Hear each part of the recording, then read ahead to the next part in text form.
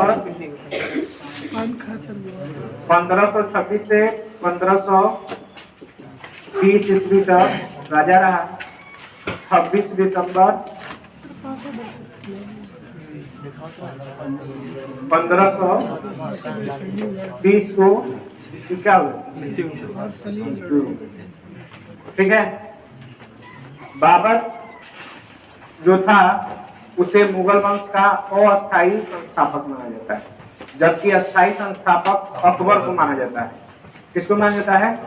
अकबर को माना जाता है। मुगल वंश में बाबर के मरने के बाद बाबर के 4 पुत्र थे। 4 पुत्रों में सबसे जो बड़ा पुत्र था उसका नाम हुमायूं था। उसके बाद कामरान था, उसके बाद अस्करी था और उसके बाद हिंदाल। इस प्रकार हुमायूं सबसे बड़े भाइयों में, अपने भाइयों में सबसे बड़ा था, तो वहीं सबसे छोटा भाई हिंदाल था। इसके उम्र में और इसके उम्र में ज्यादा का फर्क था। ये बचपन में इसको गोद में लेके खिलाता था हिंदाल। 4 भाई थे, हुमायूं के 4 बच्चे थे, बाबर के 4 बच्चे थे, हुमायूं, कामरान, अस्करी और हिंदाल। और इस कड़ी में जब राजा बनने का चांस आया तो चारों में विद्रोह होने लगा और उस विद्रोह के फलस्वरूप सभी चाहते थे कि हम राजा बने, लेकिन नियमतः जो बड़ा बेटा होता है उसी को राजा बनाया जाता था। आज भी घर में जो बड़ा बेटा होता है उसके पास जिम्मेदारी सबसे ज्यादा होती है।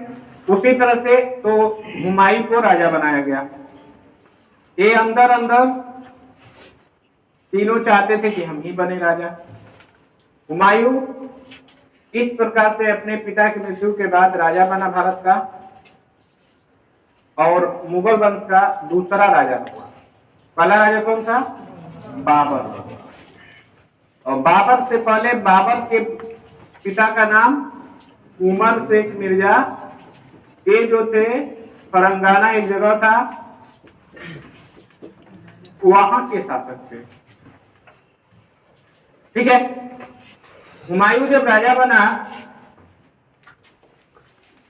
तो 1532 ईस्वी में 1530 26 दिसंबर लास्ट हो गया, 31 अपना चालू हो जाएगा। जब राजा बना तो 1532 ईस्वी में चुनार का किला, जो मिर्जापुर सोनभद्र का एरिया है, चुनार का किला पर घेरा डाला। और ये जो किला था बिहार से सटा था और दक्षिण बिहार का जो राजा हुआ करता था उसका नाम था शेर शाह सूरी। इसी के साथ ये विद्रोह हुआ और 1537 ईस्वी में चुनार के किले को हुमायूं जीत लिया। जीतने के बाद एक किला शेर शाह सूरी से आजाद हो गया। शेर शाह सूरी को ये बात हजम नहीं हुआ कि कोई उधर सिंध प्रांत दिल्ली होते हुए आकर के और यहाँ पे हम ही लोगों का एरिया है चुनार का किला, ये यहाँ पे अपना आके जीत लिया। ये फिर एक रणनीति बनाया शेर शाह सूरी। शेर शाह सूरी जो था इसके बचपन का नाम फरीद था। ये किसके बाद राजा बना था? तो बाहर था लोहानी नाम का एक राजा हुआ करता था दक्षिण बिहार में, उसी के जगह पे राजा बना था। चुनार का किला जीतने के बाद हुमायूं खुश हो गया, लेकिन इस बात का कष्ट किसको रहा? तो शेर शाह सूरी को। और शेर शाह सूरी समय के दास्तान को देखते हुए एक रणनीति बनाया और इसने क्या किया कि चौसा का युद्ध 1539 ईस्वी में, चौसा जो कि गाजीपुर में पड़ता है, वो बात बहमत चौसा, चौसा में शेरशाह सूरी और हुमायूं के बीच युद्ध हुआ। और इस युद्ध से पहले की बात है कि हुमायूं जब दिल्ली का राजा बना तो एक चित्तौड़ जगह था जहां की महारानी हुआ करती थी कर्णवती। इनका यही महारानी थी, इनका मतलब कि हस्बैंड नहीं थे, और इनको परेशान करता था इनका पूरा राज सिंहासन हड़पना चाहता था। बहादुर शाह नाम का एक था शख्स जो चित्तौड़ के बगल का राजा था। पहले हमारे देश में लोकतंत्र नहीं था, राजा हुआ करते थे, और जिस राजा का जितना ताकत होता था उतना एरिया तक वो राजा होता था। अब ये क्या चाहता था कि कर्णवती से पूरा चित्तौड़ है, महिला है, क्या करेगी, इसके पूरे साम्राज्य को मिला ले अपने में। इस बात से परेशान होकर के एक कर्णवती जो महारानी थी वो हुमायूं को एक पत्र भेजी, और पत्र के साथ एक राखी भी भेजी, और उस पत्र में लिखी थी कि कृपया पत्र पढ़ने से पहले राखी बांध लीजिएगा। और मैं आपको, आप मुस्लिम हैं और हम हिंदू हैं, मैं अपने आपको एक धर्म का भाई मानती हूं, और जो राखी होता है वो रक्षा का प्रतीक होता है। मैं आपसे उम्मीद रखती हूं कि आपके बहन के ऊपर संकट आ गया है, आकर के हमारी सुरक्षा प्रदान कीजिए। इस बात को सुना तो राखी बांध करके और हुमायूं रोने लगा, और उस कर्णावती की सहायता करने के लिए चित्तौड़ की धरती पर अपनी छोटी सी ही सेना थी उसके साथ पहुंच गया। चित्तौड़ की सेना चित्तौड़ की धरती पर जब पहुंचा तो बहादुर शाह ये यहाँ से भाग निकला। इस प्रकार से कर्णावती का सुरक्षा प्रदान किया था तो हुमायूं, जो एक हिंदू शासक थे। जब इस बात की जानकारी कर्णावती को हुई कि चौसा के युद्ध में शेरशाह सूरी और हुमायूं के बीच युद्ध लगा है, ये अपने तरफ से गुजारिश करने लगी खुदा से कि हे खुदा उसे बचा ले, वो हमारा भाई। और जिस समय ये युद्ध हुआ उस समय गंगा नदी है, और एक चौसा के बगल से कर्मनाशा नदी बहती है जो बक्सर बिहार में आते हुए गंगा में मिलती है। एक कर्मनाशा नदी और एक गंगा नदी, वहां का क्या स्थिति है इसके बारे में इसको पता नहीं था हुमायूं को, कौन नदी किधर से आती है, कैसे बहती है। और बरसात का दिन था, और रणनीति शेरशाह सूरी ये बनाया था कि यहाँ पे युद्ध होगा, इधर से हमारी सेना खेदेगी, तो कहाँ जाएंगे, या तो गंगा नदी में कूदेंगे या तो कर्मनाशा नदी में। अब पूरी सेना इनका डूब के मर जाएगी। और वही हुआ, हुमायूं की सेना कमजोर पड़ने लगी, और शेरशाह सूरी की सेना जबरदस्त थी, पीछा करने लगी। अंततः शेरशाह सूरी लड़ा कि विजय हासिल कर लेगा, और विजय हासिल कर भी लिया, लेकिन ऐसा लगा कि हुमायूं को भी मार देगा। हुमायूं अपने जान को बचाने के लिए घोड़े पर सवार होकर के भागने लगा। पीछे से तीर कमान चलती थी, आज के जमाने की तरह के 47 नहीं था।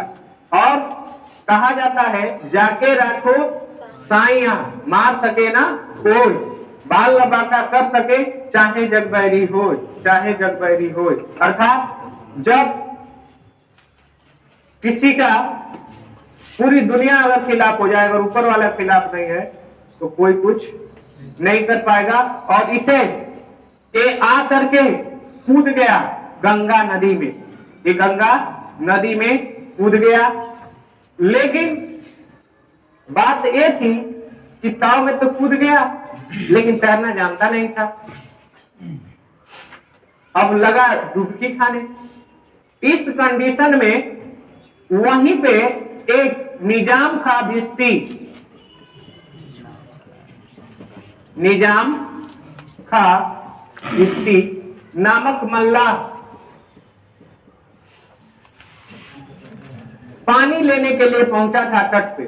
पहले सबमर्सिबल नहीं होता था, नदी के किनारे ही लोग रहा करते थे। पानी लेने के लिए गया था तो देखा कि इसमें तो कोई डूब रहा है। जब देखा कि अरे ये तो दिल्ली का राजा है, कौन है? हुमायूं। अब नरेंद्र मोदी डूबने लगेंगे तो बचाने के लिए लोग पूछ जाएंगे कि ना, भूल ही जाएंगे। स्टेफनियों बना देंगे तो कैबिनेट मंत्री बन जाएंगे, होगा कि नहीं? अब इस कंडीशन में ये राजा था और राजा को बचाना फर्ज समझा या कोई भी इंसानियत के हिसाब से कूद गया और तो तैरना जानता था, बचा के बाहर लाया। और ये स्थिति अपना बताया कि हम भाग के आए हैं से। तो फिर गंगा का नदी भी पार कराया अपनी नाव से। जैसे पार कराया तो हुमायूं राजा था और हुमायूं के एक गले में कम से कम करोड़ों का गाना था। उसमें से एक गाना निकाल के निजाम खां भिश्ती को देने लगा कि शुक्रिया, अल्लाह के करम से आपने हमको जान बचा दिया। वो कहा कि आप भूल रहे हैं कि हमने इंसानियत के फर्ज से जान बचाया है, आपको राजा समझ के नहीं बचाया। और जान की कीमत और इंसानियत को आप पैसे से तोल रहे हैं हमको दे करके, हमें नहीं लेंगे। और नहीं लिया। हुमायूं कहा फिर से ले लो, पूरी जिंदगी तुम्हारा इसी में कट जाएगी। कहा कि नहीं लेंगे। हाँ, एक हमारी इच्छा है। कहा कि क्या बताओ? कहा कि आप दिल्ली का राजा बनिएगा। वो कहा कि हमारा तो सब कुछ छीन गया, दिल्ली का राजा बनेंगे। तो कहा कि हाँ, आज संकट है, जिंदगी में सबके साथ संकट आता है। जिस दिन राजा बनिएगा तो राजा बनने से पहले 24 घंटा के लिए, मतलब एक दिन के लिए हमें राजा पहले बना दीजिएगा, उसके बाद आप राजा बनिएगा। कहा कि अगर ये बात तो सत्य हुई, अब फिर से अगर हम राजा बने तो पक्का आपको बनाएंगे। ये दोनों का डील हो गया। निजाम खां भिश्ती वहां से अपने घर को चला आया और एक गंगा नदी पार करके इधर जो पड़ता है आज के डेट में वीरपुर, जो नाम है वीरपुर, सुने ना? वीरपुर से निकलते हुए यही मोहम्मदाबाद की धरती से होते हुए पहुंच गया पंजाब। और पंजाब गया तो ये तीनों भाई आराम से महल में सो रहे थे, कमरान, अस्करी, हिंदाल। पुरुष तो कुछ और था, समझ ही सकते हैं। कहा कि बताइए, जिस भाई का इज्जत पूरे भारत में नीलाम हो रहा हो और उसके भाई सो रहे, वहां को बोलते हुए सब दिए, तो के राजा बनावल गलत था। हम लोगों में से कोई राजा बना होता तो आज ये स्थिति नहीं आती। मतलब कहा जाता है कि एक तो घाव लगा, वही पर हल्दी छोड़ के रख दो, नमक छोड़ के रख दीजिए। अर्थात नमक, जले पर नमक छिड़कने का काम किए। ये भी जिद्दी था, कहा कि नहीं माना और फिर चढ़ाई कर दिया 1540 ईस्वी में, जिससे कन्नौज का युद्ध या बिलग्राम का युद्ध के नाम से जानते हैं। किसके युद्ध के नाम से? कन्नौज का युद्ध या बिलग्राम के युद्ध। और इस युद्ध में फिर हुमायूं हार गया और इस बार बहुत बुरी तरह से हार गया। उसके पास कुछ बचा नहीं, न सेना बची, न रुपया पैसा बचा, न कुछ बचा। और युद्ध चाहे कोई भी हो, युद्ध हमेशा दोनों का नाश करता है, जो युद्ध कर रहा है और जो एंटी पार्टी है। युद्ध से न किसी का आज तक भला हुआ है न होगा। जो काम अगर मोहब्बत से हो सकती है वो युद्ध से कभी नहीं हो सकता। और इस कंडीशन में ये फिर हार गया। अब हारने के बाद एकदम ये अकेला हो गया। इसके जिंदगी में कोई खुशी नहीं थी, पूरी गम ही गम पूरा भर गया। इस कंडीशन में जब आया तो ये समाज का रूल है कि एक भोजपुरी भाषा में कहावत कहा जाता है कि बनला पर सब कोई सारो बने के तैयार होगा, और ना बनल नहीं ना तो केहू जीजो बने के तैयार नहीं होता है। अर्थात इस कंडीशन में जब बना रहेगा तो पूरी दुनिया आपके यहाँ सलाम करती है, और जिस दिन स्थिति आपकी खराब हो जाए कोई पूछेगा नहीं, और नहीं तो कभी देख के अनुभव कर सकते हैं, ठीक है, कोई नहीं पूछेगा। और जिंदगी में इसका जब संकट आया तो इसका जो छोटा भाई था हिंदाल कहा कि हम तो तुमको सिंहासन नहीं दिला सकते हैं भाई, लेकिन तुम हमारे महल में पंजाब में आकर अगर चाहो तो रह सकते हो, 2 वक्त की रोटी दे सकते हो। इस प्रकार से अपने छोटे भाई के महल में कोई राजा है, तो राजा का भाई होगा तो लड़का होगा तो सबका ना महल अलग अलग होगा ना होगा। इस महल में रहने लगा कौन? हुमायूं।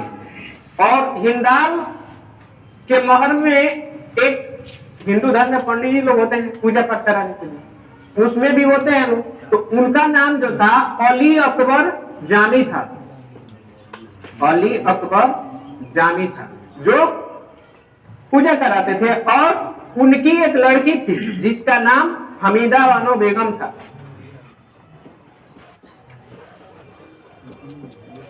हमीदा, हो से हमीदा, हो से हुमायूं, गणना बड़ा बढ़िया, हो से हमीदा, हो से हुमायूं, हमीदा बानो बेगम। हमीदा बानो बेगम और हिंदाल सुबह में नित्य क्रिया करने के बाद योगासन कक्ष में जा करके योगा किया करते थे। योगा माने अनुलोम विलोम। आज जब वो नाक बंद करके सांस खींचते थे तो इनके साथ योगा करने कौन जाता था? हिंदाल का भाई हुमायूं। कौन जाता था? हुमायूं। हुमायूं, हिंदाल और हमीदा बानो बेगम। हो ठीक है, हिंदाल, हुमायूं और हमीदा बानो बेगम। हमीदा बानो बेगम जब अपनी आंखें बंद करके सांस लेती थी तो उस कंडीशन में जो हुमायूं था वो योगा ना करके उसी को देखता था कि कैसे ससिया खींचती है, और इस कंडीशन में चोरी हत्या पाप छिपता है। और वो एक दिन पता चला तो कहा हिंदाल की, ए भैया ये क्या कर रहे हैं, ये वैसा वैसी लड़की नहीं तो हम पीछे रहते, आज कितना दिन से योगा कर रहे हैं। तो कहा कि तुम अपना कर्म करो, हमको अपना कर्म करने दो, गीता में लिखा है फल की इच्छा मत करो, कर्म करते रहो। और अंततः कर्म करता गया। एक ऐसा समय आया कि हुमायूं के बगैर हमीदा सांस लेना नहीं चाहती थी। इस बात की जानकारी अली अकबर जामी को हुई। उन्होंने निकाल लिया तलवार और कहा अपनी बेटी को, तुम जानती नहीं हो क्या कर रही हो? तो लड़की ने बस एक ही पूछा सवाल कि बाबूजी आप ऑक्सीजन के बगैर रह सकते हैं? तो कहा कि ना, ऑक्सीजन तो जिंदगी का मेन अंग है, एको सेकंड नहीं रह पाओगे। तो कहा कि हम हुमायूं के बगैर नहीं रहेंगे। तो इस कंडीशन में कहे कि घर और दोनों ठीक है, अरे राजा का पुत्र है, स्थिति इस समय में खराब है तो समय है, सबका स्थिति सही और गलत होता है।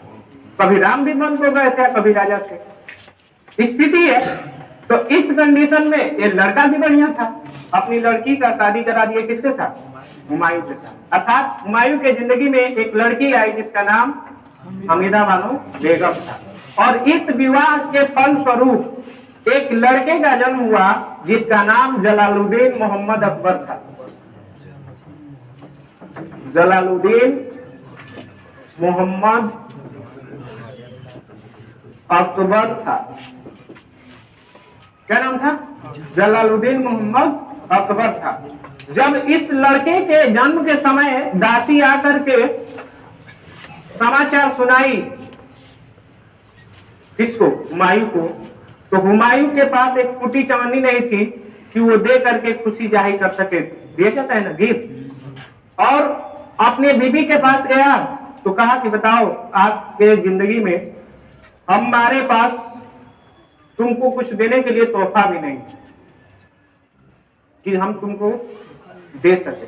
वो लड़की बोली कि हमारे जिंदगी में आप हैं, इतना प्यारा सुंदर बच्चा है, और हमें क्या चाहिए, पैसा रुपए किसका, आप ही हमारे लिए सबसे बड़ा धन है, ठीक है।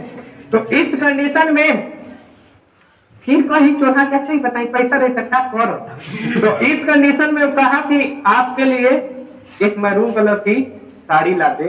तो कहा कि अब मैरून कलर की हम साड़ी तभी पहनेंगे ना, हमारा भी एक प्रण सुन लीजिए कि आपको भारत का राजा बना के रहेंगे तब पे। अब कह ये दिया जाए कि गृहिणी, एक संस्कृत में श्लोक है,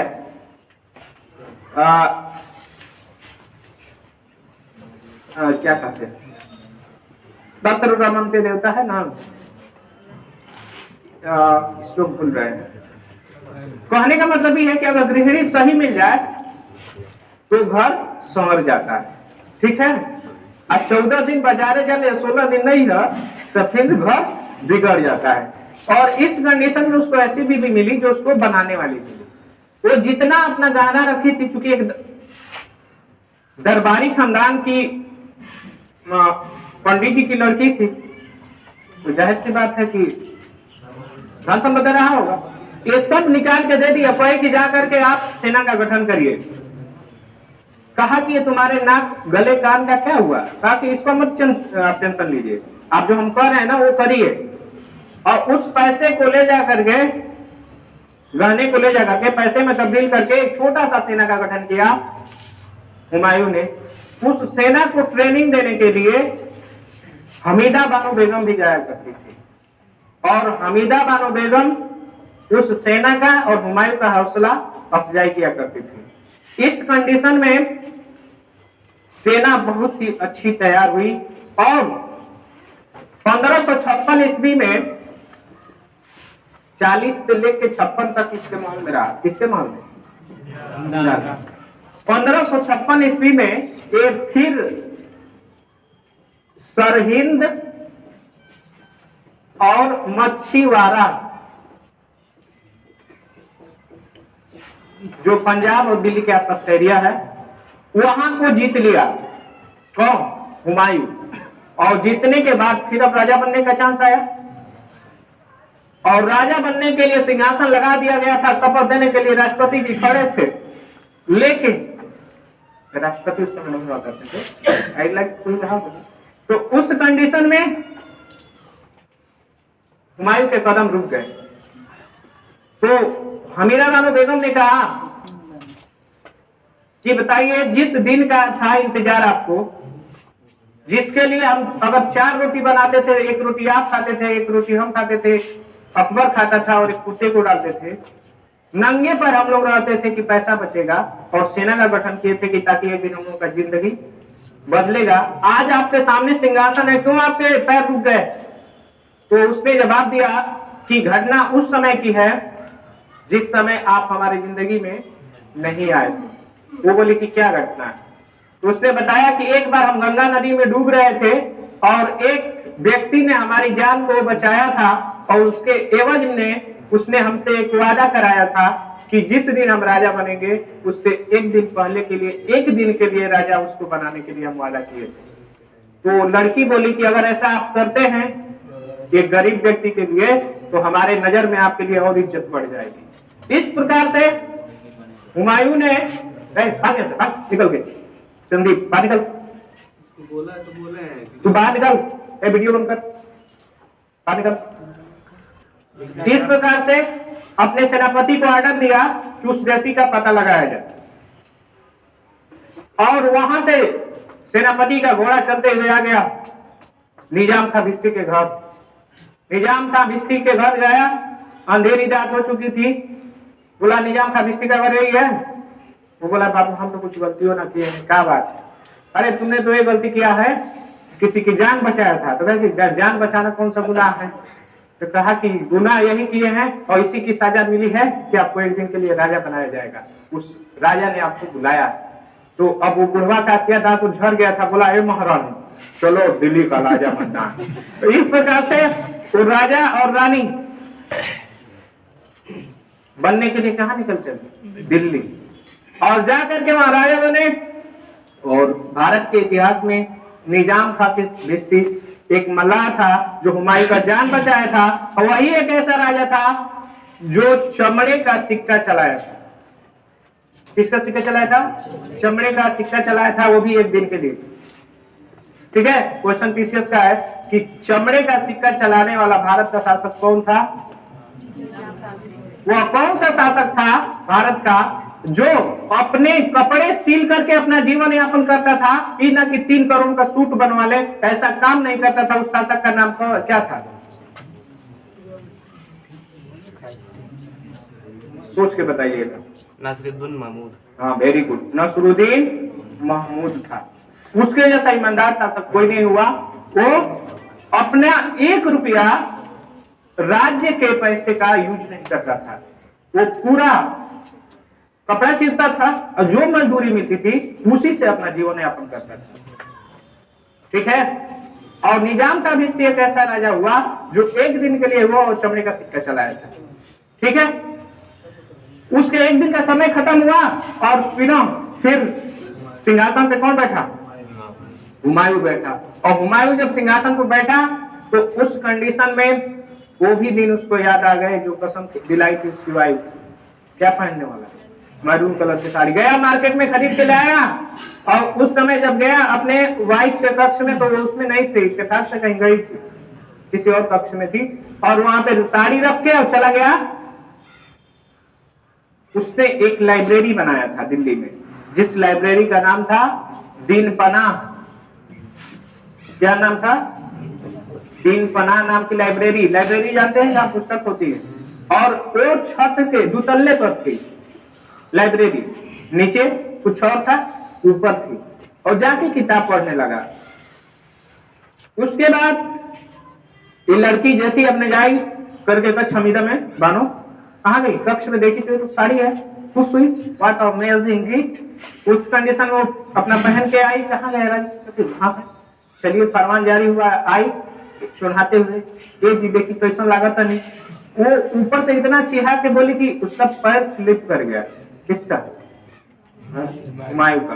और पैर स्लिप किया। अब अभी बायोलॉजी में पढ़ा रहे थे कि पीछे अगर मस्तिष्क में चोट लगे तो व्यक्ति मस्तिष्क की जो कोशिकाएं होती है फिर वो उसमें ग्रोथ नहीं होता है, पता है ना। कोई लगा चोट, और जब चोट लगा तो ऑटोमेटिक ऑन द स्पॉट खत्म हो गया, और गिरा आकर के उसके कदम के नीचे। उसे लगा कि ये नाटक कर रहे हैं, वो दुनिया से चल चुका था। जब उसके ब्लड, उसके पैर पर गर्म ब्लड जब लगे तो उसको एहसास हुआ कि ये क्या रहा है, तो देखिए तो खून गिर रहा है। उसको उठाने लगी, लेकिन उस दुनिया को छोड़ के चला गया था। मैरून कलर की साड़ी में पहनते हुए अपनी वाइफ को नहीं देख पाया था। और इतिहासकार लेन पूल ने कहा है, लेन पूल इतिहासकार ने कहा है कि हुमायूं का मतलब होता है भाग्यशाली। हुमायूं का मतलब होता है भाग्यशाली। परिवाची पढ़े हो, भाग्यशाली जिसका भाग्य साथ दे। लेकिन जिंदगी भर वो लड़खड़ाता रहा, और मरा भी तो लड़खड़ाते हुए ही मरा। ये किसने कहा था? अपने मां के आंसुओं को पोंछते हुए जलालुद्दीन मोहम्मद अकबर ने कहा कि मत रो मां, मैं सूरज हूं, इस धरती पर एक दिन चमक छोड़ जाऊंगा, चमक छोड़ जाऊंगा, चमक छोड़ जाऊंगा। इस प्रकार से अगला जो राजा बना उसका नाम जलालुद्दीन मोहम्मद अकबर था, जिसका उम्र मात्र 13 वर्ष थी, और उसका संरक्षक था, उसका नाम बैरम खां था। क्या था? बैरम खां था। राजा का नाम था अकबर, और पूरा गाइडेंस करता था बैरम खां। ठीक है, कोई दिक्कत?